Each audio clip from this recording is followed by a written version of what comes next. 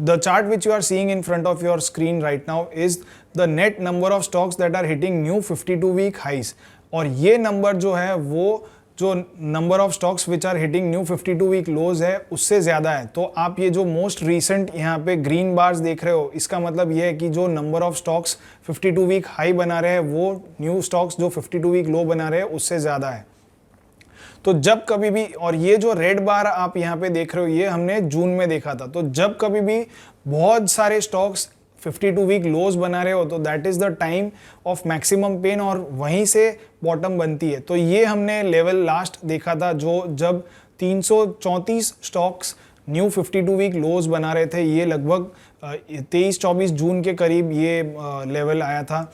So this was the time when the markets actually बॉटम्ड out. और ये हमने हर बार देखा है कि जब कभी भी 300 से ज़्यादा stocks net number of stocks अगर 52 वीक लोज बना रहे हैं तो that is a good time for markets to reverse. तो ये हमने पास्ट में भी देखा है, 2018 में काफ़ी बार देखा है, 2019 में भी देखा, और यहाँ पे 2016 में जो बॉटम बनी थी after the whole big bear market, उसके बाद जो ये बॉटम बनी ये भी इस लेवल्स के करीब बनी, और 2013 में भी बाजार यही लेवल टच करने के बाद ऊपर आया था। सो this is one very strong indication कि बाजार यहाँ से अब ऊपर की तरफ जाने को तैयार है।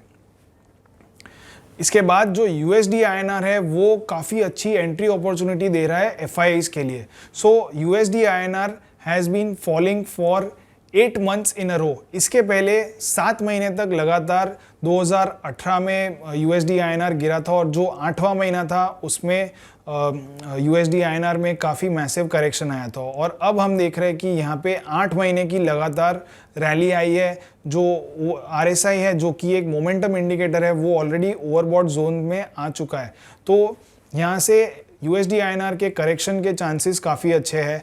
तो जब डॉलर काफ़ी हाई लेवल पे होता है तब FIIs को फ्रेश इन्वेस्टमेंट्स लाना बहुत ही ज़्यादा फायदेमंद होता है, क्योंकि उन्हें $1 के लिए 80 रुपये मिल रहे हैं। So this is a good deal for them. They are getting more rupees to invest in India for the same amount of dollars. So this is one very good thing which is happening right now for the FIs. और इसी की वजह से हम देख रहे हैं कि FIs are not missing out on this opportunity. After 9 months of relentless selling, लगभग 2 से 2.5 लाख करोड़ की सेलिंग FIs ने की थी अक्टूबर 2021 से लेकर जून 2022 तक। तो इतनी सेलिंग आने के बाद रुपी में भी काफ़ी अच्छा खासा करेक्शन आ गया, और अब हम देख रहे हैं कि जुलाई और अगस्त में ये 2 महीनों में FIs ने जम के बाइंग की है, लगभग 54,000 करोड़ रुपीस तक की तो इन्होंने ऑलरेडी बाइंग कर दी है। So FIs are coming back. You should not miss out on this opportunity. Retail investors का पैसा बनना चाहिए। हमारा सेंसेक्स 1 लाख समिट करने का यही एक उद्देश्य है कि रिटेल इन्वेस्टर्स पैसे बनाए। ऐसा ना हो कि फिर से FIs स्टॉक्स खरीद ले और रिटेल इन्वेस्टर्स हाथ पर हाथ धरे बैठे रहे। तो इसीलिए you should take note of this and look out for good quality stocks and invest in them. इसके अलावा जो कैश मार्केट का टर्नओवर है वो लोएस्ट लेवल तक पहुंच गया था। तो जून में जो कैश मार्केट का टर्नओवर था that was at its lowest level since the Covid bottom. तो कोविड के दौरान जो कैश मार्केट में एवरेज डेली टर्नओवर था वो 39,838 करोड़ का था, और जून में वो पहुंच गया था 44,608 crore, which was the lowest since the Covid bottom. तो इसका मतलब ये है कि जो रिटेल इन्वेस्टर्स में एक्टिविटी है, प्राइमरीली जो कैश मार्केट में ट्रेडिंग होती है वो रिटेल इन्वेस्टर्स ही करते हैं, और जब ये एकदम लोएस्ट लेवल तक पहुंच गई इसका मतलब ये है कि रिटेल इन्वेस्टर्स में जो एक्टिविटी है, जो इक्विटी मार्केट्स में पार्टिसिपेशन है वो बहुत ही कम हो गया है। तो this was a clear cut indication कि जो रिटेल इन्वेस्टर्स है वो बाजार से दूर चले गए, और they should again come back to the markets and invest. इसके अलावा एक और चीज़ जो आपको ध्यान में रखनी है वो कि IPO मार्केट्स में यूफोरिया बहुत ही पीक लेवल पे पहुंच गया था। 2021 में 63 IPOs आए थे और इन्होंने लगभग 1.5 लाख करोड़ का अमाउंट कलेक्ट किया था थ्रू IPOs, और ये गिर करके पहुंच गया है लगभग 40,000 करोड़ के करीब इन 2022, और ये 40,000 करोड़ में से 21,000 करोड़ तो केवल LIC के ही थे।